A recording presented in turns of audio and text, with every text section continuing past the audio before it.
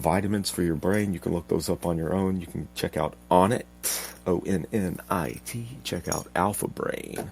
And another one that the jury's not quite in on, Irwin Naturals, Brain Awake. Something you could pick up locally at the nutrition center there at the Brazos Mall. However, I don't know. I kind of like them. Brain Awake. Like take a couple of those, get ready to rock and roll. And no telling what kind of crazy smack I'll be talking here at Robcast Radio AM. Beautiful Brazoria County. Yeah. So yeah, don't just use your best judgment if you're trying to eat right and do all that stuff, and talk to a family member that's a nutritionist, a person that you might know. Like me, I'm not going to actually go pay someone to tell me what to eat, because in this world, in this day and age today, we can look it up online, and then also right here at Spreaker Podcast, you can download a few podcasts that cover the subject, and especially how addictive is sugar.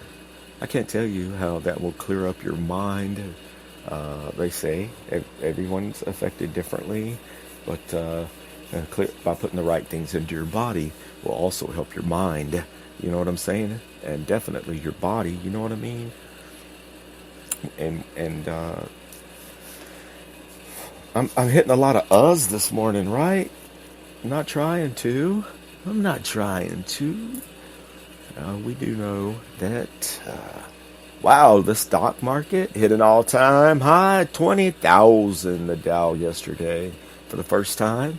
I think that kind of says a lot for the way that things are going here as far as our economy goes. Maybe that looks pretty good. You know what doesn't look good? Riding motorcycles today. It doesn't look great. Looks pretty dark outside here in southern Texas. Right here close to the old the beach. The old Gulf of Mexico. I need some saltwater and sand therapy, I'm telling you. The next thing in our plate may be a couple of wild enduro motorcycles to check out. That way we can go down Padre Island. Let's go take enduros all the way down Padre Island, guys. Sounds like a plan to me. Sounds like a day of fun. Maybe two.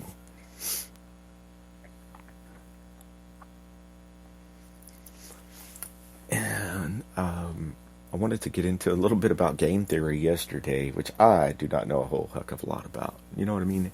But just from seeing that kind of how certain things can work, is that some people look at life as every man for himself, right? Oh no, they got too much pride to ever ask anyone for help. But you know what? A lot of times people are offering help and you have to accept it. You know what I mean?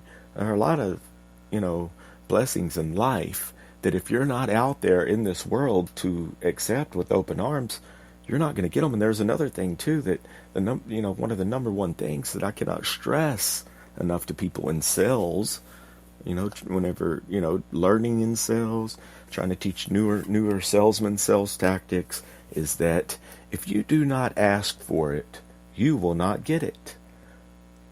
That being, what I'm saying is, someone will come into a car lot and want to buy a car, then naturally you should assume that they have the cash in their pocket to purchase that car.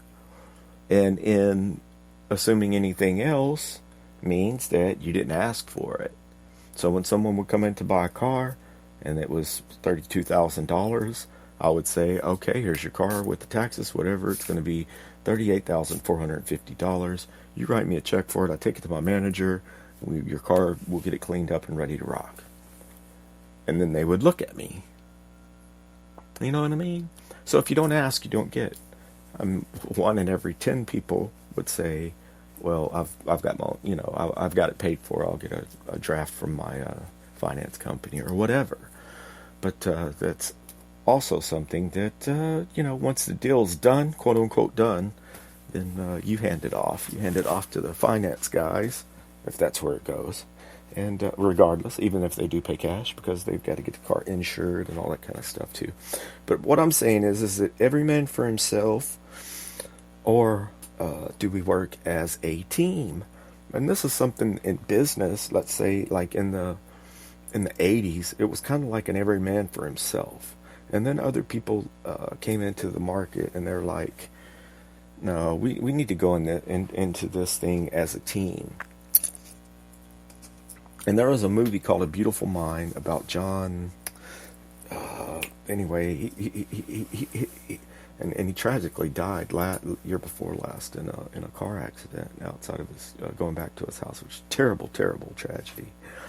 Because he was a beautiful mind. The movie A Beautiful Mind was written about him, but the way that they basically show his game theory of how people should work together is that if a group of guys go into a bar and there's one girl that they're all going to hit on, then their chances of them, she's going to just say no to all of them, right? So in order for them all to go in there and hit on different girls in the bar and to have a plan would mean that it would heighten their chances of getting a date that night by, let's say, like 200% each. So they would each at least have a chance. So that being, what I'm saying is sometimes whenever you get into things, into life in general, it's not an every man for himself. We do depend on the people around us, our peers, our family, our neighbors, our teachers, our definitely our college instructors. So we want to try to align ourselves, what I'm saying is, with creative people, with people that are not just all about keeping up with the Joneses and competing and being on the competitive plane. That sometimes it's better to go into, that's why you don't go into a poker game with 3 of your friends and just act like we don't know each other and we'll fucking, you'll end up getting strung up over some shit like that. Another example is counting cards. If you go to Las Vegas and you have some guy flagging you from over yonder and some guy doing this and some guy at the table placing bets and laying down cards that are going to be to your advantage, again, you'll get kicked out of there. And you'll get banned. You know what I'm saying? And then I heard a story to where this guy told me that,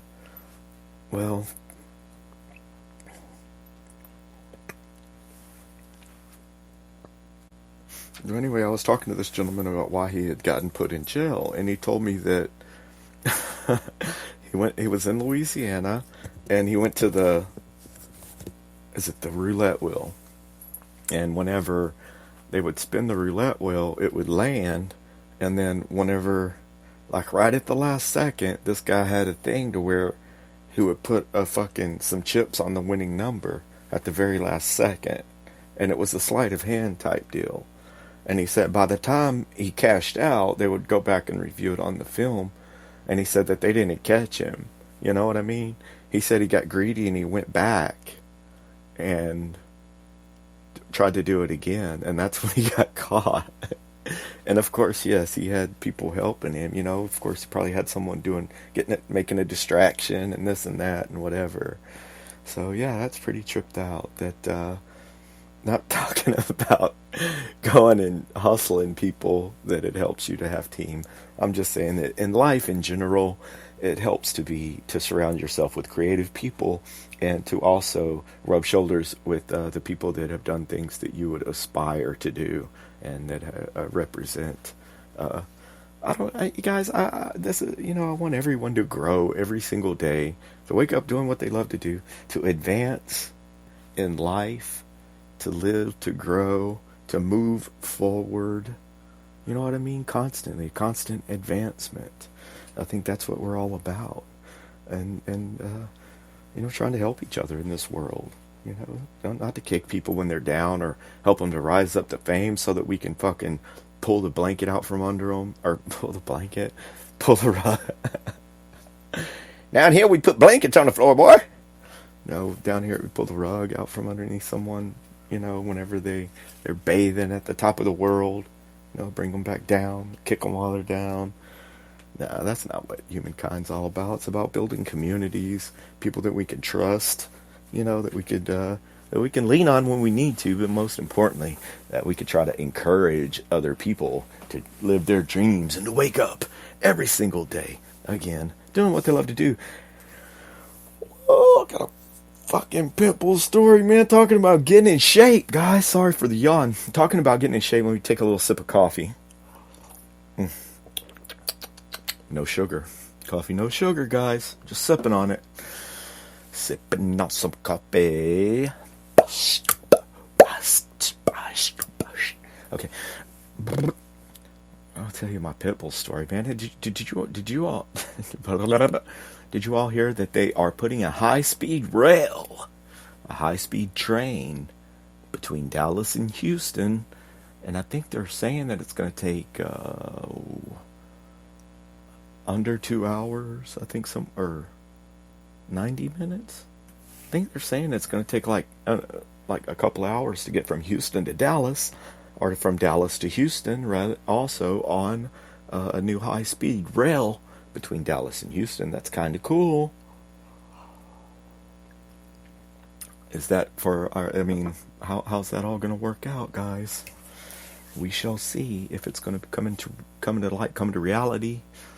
I don't know about a fence across the border. I think that if we just, I don't know. We'll get into that another day. But it definitely high-speed rail between Dallas and Houston. Yesterday morning, about the same time, I get up. It's a little bit chilly, and if you ever listen to a Robcast, I would encourage you to listen to some other programming at Robcast Radio. Let me know what you think. Send us an email, and if you have any suggestions, and I would encourage you that I would invite you to be on any of these shows and to voice your views and your opinions on life, what encourages you. Just send me an email. We will definitely talk, and we can do a call-in interview, call-in talk, just two people just talking, getting to know each other, whatever, anytime. So I get up, I'm like, put air in the tires of my bicycle. I have an off-road scooter that I ride around our community, and I thought, you know what, man, I'm trying to stay in shape, get in shape. So I aired up my old bicycle tires, and like the bicycle that I ride around is a 1968 Good Vibrations Huffy Beach Cruiser, good old bike, a leaf spring seat. But it's a decent workout. It's one of those bicycles that you actually have to do some work. You got to do work to move that thing. But it rides nice. It rides like the Cadillac of bicycles. However, she's a little bit rusty and crusty. I've never redone her or anything because it was a barn find. Yeah, and I kind of like the rust. I like the way it looks. Original grips, original everything. Anyway, so I'm like, okay, cool. I'm going to take a ride around the block. Get the blood pumping, get a little exercise going, release some of those endorphins, you know what I mean, into my body, be in a good mood, and get ready to rock and roll for the day. And so I go left, one quarter of the block, I go left again, 1/4 of the block, I'm feeling pretty good, I go left again. It's a big block, we're talking a mile around. And a country block, I go left again, and I'm just cruising at this time. It's like I'm already tired, my legs are burning. I'm like, okay, here we go. And then I'm on the fixing to make the last turn, and I heard I looked down, and there was a fucking probably 120-pound pit bull at my right leg, and I mean that son of a bitch was coming at me. And then whenever I, fight, they say you're either going to fight, fuck, or flee. I'm not going to fuck the pit bull. And I didn't particularly feel like fighting him because there's a second pit bull right on his tail. Actually, coming up at my front tire, another pit bull. So I'm like, ah! So naturally, like a fucking 8-year-old kid, I stand up, and pedal this fucking bike to save my life, right? With a pit bull right there on my ass. Not to mention, 2 years ago, I was riding around Austin Lane out here and did the same thing to